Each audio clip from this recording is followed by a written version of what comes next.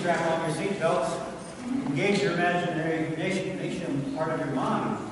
I'm going to take you on a very quick fantasy journey. Compliments of the great 20th century writer Clive Staples Lewis. You know him, C.S. Lewis, The Chronicles of Narnia. He wrote another little book titled The Great Divorce. And I'm going to read a few excerpts and just take you on this journey. So just relax and see where we go. I seemed to be standing in a busy pew by the side of a long, mean street. Evening was just closing in, and it was raining. I'd been wandering for hours in similar mean streets, always in the rain, and always in evening twilight. Time seemed to have paused on that dismal moment when only a few shops had lit up, and is not yet dark enough for their windows to look cheering. I never met anyone, but for the little crowd at the bus stop, the whole town seemed to be empty. I think that's why I attached myself to the queue. He goes on to describe the town in a little more detail, and his waiting and some encounters with people at the bus stop. But then finally the bus comes. He gets on the bus. The people on the bus are quarrelsome a lot. They argue a lot. They don't seem to be very happy. The bus goes up and ascends above the town. He's looking down on the vastness of this town. And higher and higher and higher it goes until all of a sudden it's coming to a cliff, and it soars up and over the cliff. And over the cliff there's a vast expanse of green grass, trees, flowers, rushing rivers, mountains in the distance, and there's bright, bright sunlight.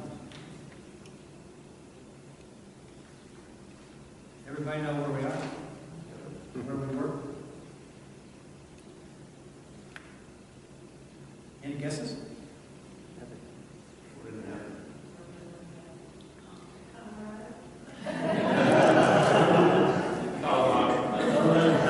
Well, yeah, we think Colorado's pretty much like heaven, so I guess that's right. Okay. Heaven. We started in hell, or whatever, and we've now arrived. No, we haven't arrived in heaven. We've arrived in a place that's a lot like heaven, like we would think it would be. So let's meet some people while we're here. They get off the bus, and our narrator tells us, at first, of course, my attention was caught by my fellow passengers, who were still grouped around the neighborhood of the bus, though beginning some of them to walk forward with hesitating steps. I gasped when I saw them. Now that they were in the light, they were transparent, fully transparent when they stood between me and the bus, smudgy and perfectly opaque when they stood in the shadow of some tree. They were, in fact, ghosts. Man-shaped stains on the brightness of the air. As they walk, and as our narrator walks, they find, since they have no substance, that the grass doesn't bend under their feet. It's stiff and unyielding, and it hurts to walk. The narrator walks a way along, and he stoops to pick up a leaf, and since he has no substance, he can't budge it. And he looks down, staring through his feet at the grass, and realizes that he's a ghost also.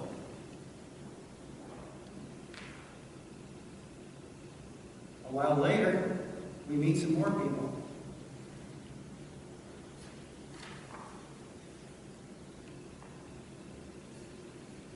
Long after that, I saw people coming to meet us. Because of the right, I saw them when they were still very distant. At first, I did not know that they were people at all. Mile after mile, they drew nearer. The earth shook under their tread as their strong feet sank into the turf. Some were naked, some were robed, but the naked ones did not seem less adorned, and the robes did not disguise in those who wore them the massive grandeur of muscle and radiant smoothness of flesh. They came on steadily. I did not entirely like it. Two of the ghosts screamed and ran to the bus. The rest of us huddled closer to one another. As the solid people came nearer, still, I noticed that they were moving with order and determination, as though each of them had marked his man in our shadowy company. So there you have it. The people coming out from the mountain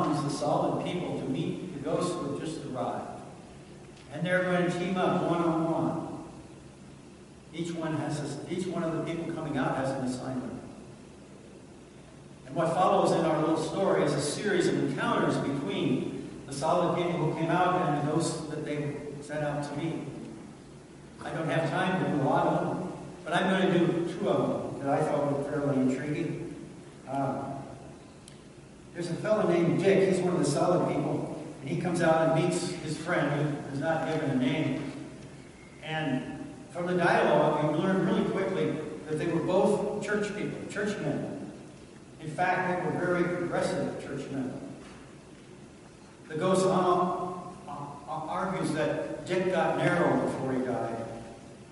He stopped inquiring and discerning like he, the ghost, had done. Dick argues back that we went so far on every current trend of fad and theology that we found ourselves straying away from the faith. And I had to come back, but you pursued on. And the ghost says, of course. Don't you remember my best sermon after I finally gave up the concept of resurrection? I preached one of my greatest sermons.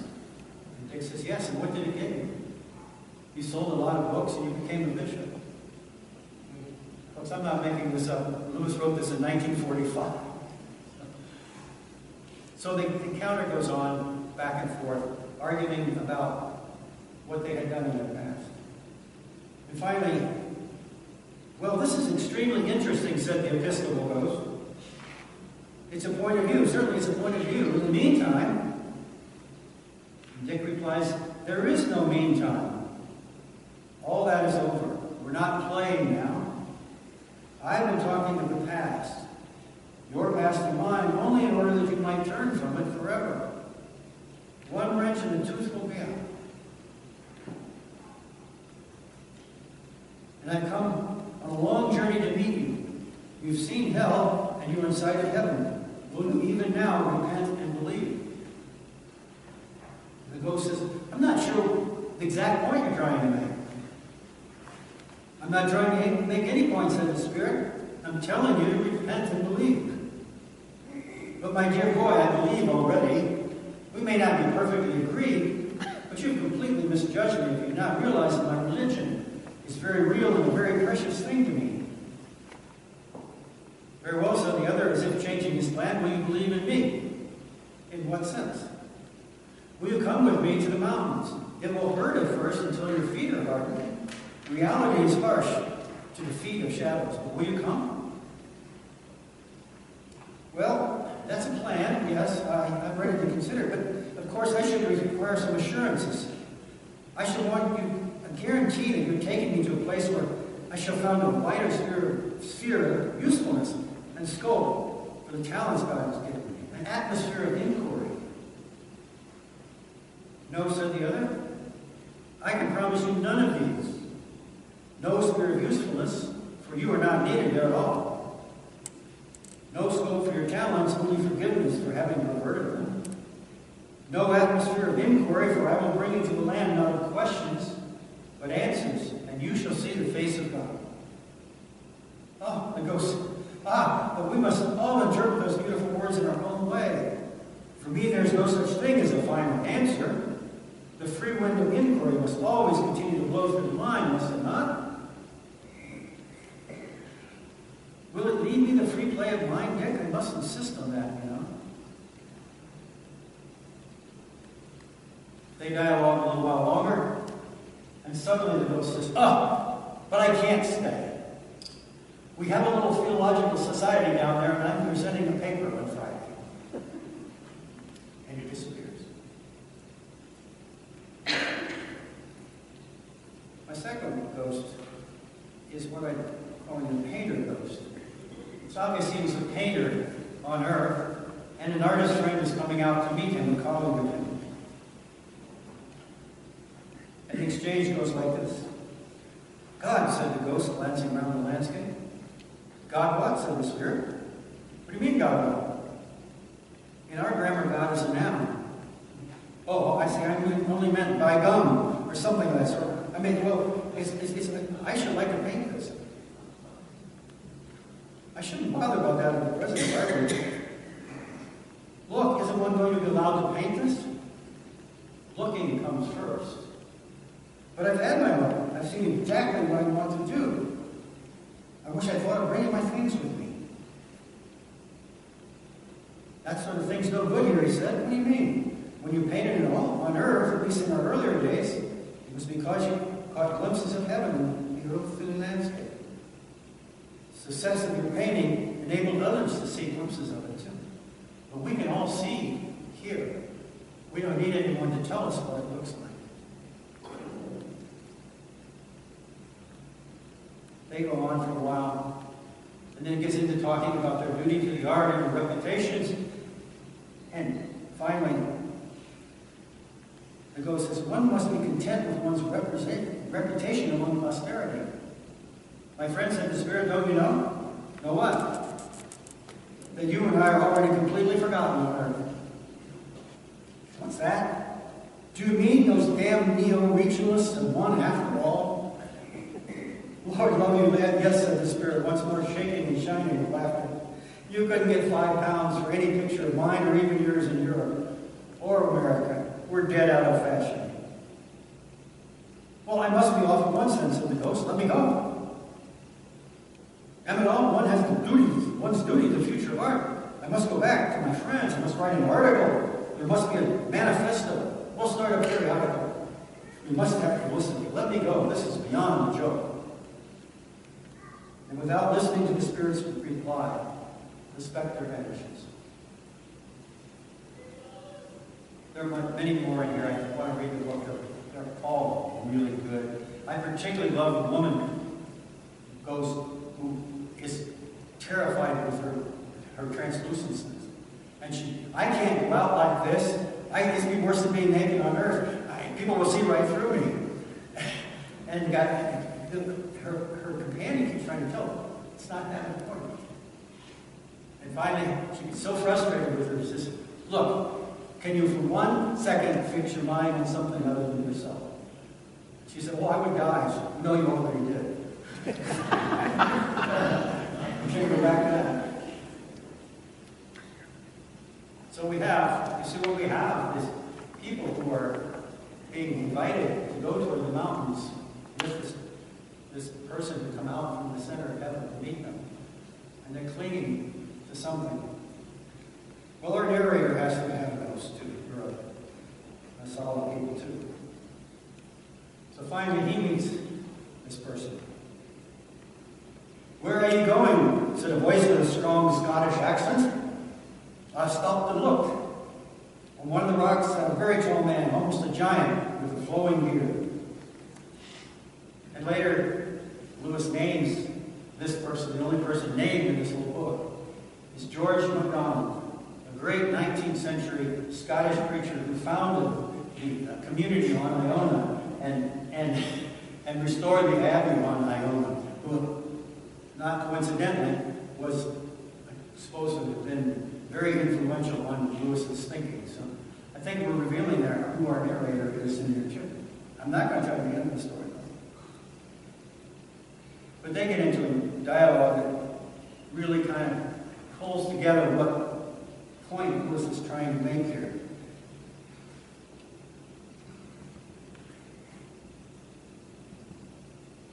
They talk about souls who come on the bus and choose to go back, which we've been looking at. Also, I said, that needs explaining. What did they choose, these souls who go back? I've yet seen no others. And how can they choose it? Milton was right, said my teacher. The choice of every soul can be expressed in the words, better to reign in hell than serve in heaven.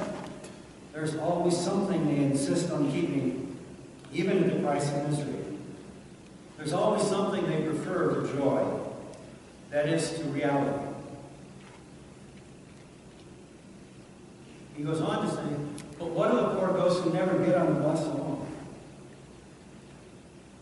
Everyone who wishes it does, never fear. There are only two kinds of people in the end. Those who say to God, thy will be done, and those to whom God says, your will be done. All that are in hell choose it. Without that self-choice, there could be no hell. No soul that seriously and constantly desires joy will ever miss it. Those who seek, find. To those who knock, it is open.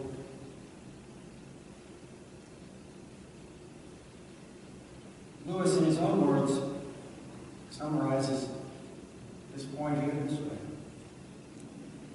It's still either or. Now, let me just back up. I do not think that all who choose wrong roads perish, but their rescue consists in being put back on the right road. Evil can be undone and cannot develop into good. Time does not heal. It's still either or. If we insist on keeping hell or even earth, we shall not see heaven. If we accept heaven, we shall not be able to retain even the smallest and most intimate souvenirs of hell.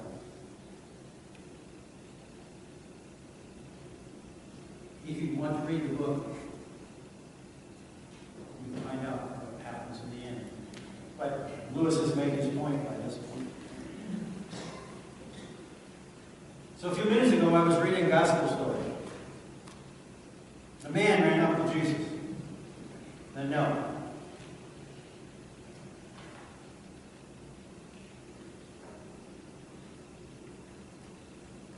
What if Jesus' teaching in that gospel lesson is about more than just love?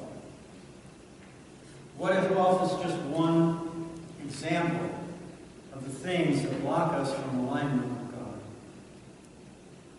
That's that question about the gospel. Now I want to ask you a question about the book. What if Lewis's moral in that book is about the here and now and not about heaven or hell? What if he's getting at a cautionary tale about the choices we make in our life here and now? What is keeping you or me, any of us, from surrendering all to Jesus? Oh, I don't use that hymn. Nobody here knows that hymn. I surrender all. From aligning yourself completely, focusing on God's will. Are there things blocking you? Is it something that's relational? Is it something physical? We spend a lot of time in this valley working out our bodies, but we spend time working out our spiritual minds. Is it time related? Where is everybody? We're so busy, we're so scheduled. And yet, in reality, in terms of most of the world, we have all kinds of time. Our women don't carry water for 2 hours so we can have water to drink. Our men are in the field hunting, raising crops so we can eat. In the world's terms, we have a lot of time, a lot of discretionary time. How much of that time do we allocate to God, to God's will, discerning His will for others? Are you asking, what is God's will? How do I discern that? Jesus taught the same lesson, same thing that Brooks was doing in the children's sermon, always ending up with the last shall be first, the first shall be last. In several different contexts. Many times it don't up. But I think that's just a metaphor, an example for us. We left literal reading of the gospel behind 2 weeks ago when we were plucking out eyes and cutting off arms, legs, hands and feet. And Brooks preached on the chains that week. And then last week we had a great teaching on divorce and Martin went to Job. So we've left literal interpretation of it. I'm not asking you to sell everything. I'm asking you to think what is in your life that's blocking you from God. I think the summary of what Jesus was teaching in all of these teachings is very simple. It's a simple mantra you've probably all heard. God first, others second, and ourselves last. A man ran up to Jesus, asked a question, got an answer, and he went away grieving, for he had many possessions. Reality was harsh for him. The grass hurts, as reality does. but we're invited to walk toward the mountains. Shall we go together toward the mountains? It'll hurt at first. Give up what's blocking us, and let's all go together toward the mountains. As our feet get harder,